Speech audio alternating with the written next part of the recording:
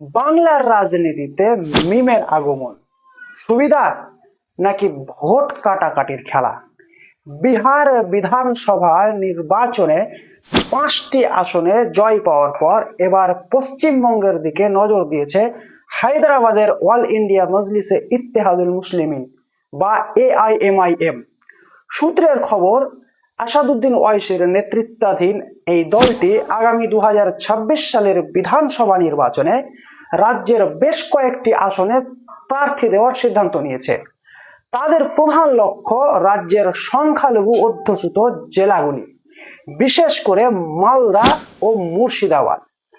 মিম নেতারা মালদা জেলায় ইতিমধ্যে নিজেদের সংগঠন বিস্তারে নেমেছেন। কালিয়াচক, বৈষ্ণবনগর, মানিকচক, হরিশ্চন্দ্রপুর, চাঁচল ও রতুয়ায় খোলা হয়েছে তাদের দলীয় কার্যালয়। পাশাপাশি মুর্শিদাবাদেও তাদের সক্রিয়তা চোখে পড়ছে। সম্প্রতি শামসেরগঞ্জে তাদের একটি সভা জনমানসে সাড়া ফেলেছে। মিমের এই উত্থান রাজ্যের শাসক দল তৃণমূল কংগ্রেসের জন্য স্পষ্ট চ্যালেঞ্জ ছুড়ে দিয়েছে। কেন সংখ্যালঘু সমর্থন পেতে পারে মিম? চলুন এই প্রশ্নের উত্তরগুলি খোঁজবার চেষ্টা করি। মূলধারার রাজনৈতিক দলগুলি মিমের প্রভাবকে উড়িয়ে দিলেও বিশ্লেষকদের মতে কিছু কারণে বাংলার সংখ্যালঘু সম্প্রদায় এই দলের দিকে ঝুঁকতে পারে। অনেকে মনে করেন ওবিসি তালিকায় হেরফেরে মুসলিম চাকরি প্রার্থীরা ক্ষতিগ্রস্ত হয়েছেন। এছাড়াও ওয়াকফ আইন, যে আইন একসময় বাংলার মুখ্যমন্ত্রী বলেছিলেন বাংলায় কার্যকর হবে না, কিন্তু নবান্ন সেই আইন কার্যকর করতে বাধ্য হয়েছে। এছাড়াও মুখ্যমন্ত্রীর ওয়াকফ আইন নিয়ে আন্দোলন করবার সময় আন্দোলনকারীদের দিল্লিতে গিয়ে আন্দোলন করার পরামর্শের মতো বিষয়গুলি তৃণমূলের সংখ্যালঘু ভোটে ভাঙন ধরাতে পারে বলে মনে করছেন অনেকে। এছাড়া রাজ্যে দীর্ঘকাল ধরে দুর্বল বামফ্রন্ট ও কংগ্রেস সংখ্যালঘু ভোটকে ধরে রাখতে পারছে না।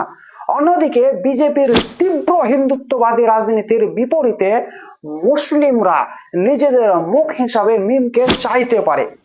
এবার মিমের উত্থানে বাংলার নাগরিকদের কতটা লাভ ও কতটা ক্ষতি হতে পারে তাই নিয়ে আলোচনা করা যেতে পারে। লাভের দিকগুলি হলো মুর্শিদাবাদ, মালদা এবং দিনাজপুরের সংখ্যালঘু প্রধান এলাকা থেকে একাধিক মুসলিম নেতা উঠে আসার সুযোগ তৈরি হতে পারে।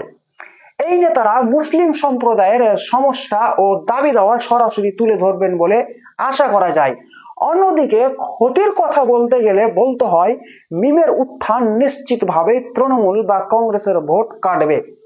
যেহেতু বিজেপি মুসলিম ভোট পায় না, তাই ভোট কাটাকাটির এই খেলায় ধর্মীয় বিভাজন আরো তীব্র হতে পারে এবং এর ফলে উগ্র হিন্দুত্ববাদী দল হিসেবে বিজেপি সুবিধা পেতে পারে। এখন প্রশ্ন হলো, মিম কি সত্যি বিজেপির বি টিম? শাসক দলগুলি মিমকে বিজেপির বি টিম বলে প্রচার শুরু করেছে, তবে এই দাবির পেছনে কোনো ঐতিহাসিক ভিত্তি নেই। অতীতে মিমের সঙ্গে বিজেপির হাত মেলানোর কোনো নজির নেই।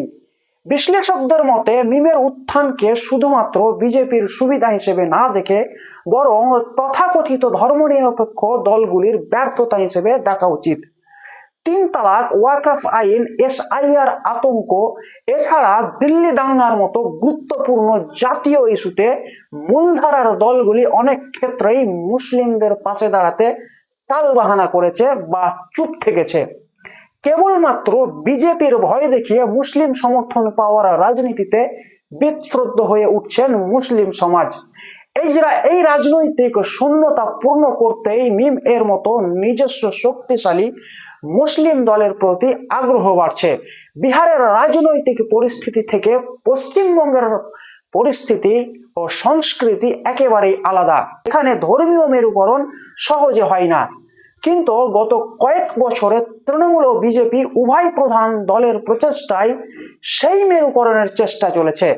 বিজেপির তীব্র মেরুকরণ ও তৃণমূলের তার জবাবে ইমাম মুয়াজ্জিন ভাতা, দীঘায় মন্দিরের নির্মাণের মতো পদক্ষেপ, এছাড়া একাধিক স্থানে মন্দির নির্মাণের কথা ঘোষণা ধর্মীয় মেরুকরণ ঘটাচ্ছে বলে অনেক রাজনৈতিক বিশ্লেষকদের মত।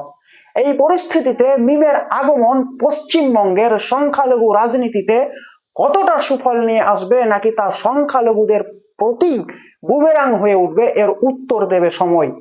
একজন রাজনৈতিক বিশ্লেষক হিসেবে এটুকু বলাই যায়, দেশের অগ্রগতির জন্য আমাদের সকলের সাম্প্রদায়িক রাজনীতি থেকে দূরে থাকা একান্ত প্রয়োজন। দর্শক, আপনার মতামত কি জানাবেন আমাদের কমেন্ট বক্সে।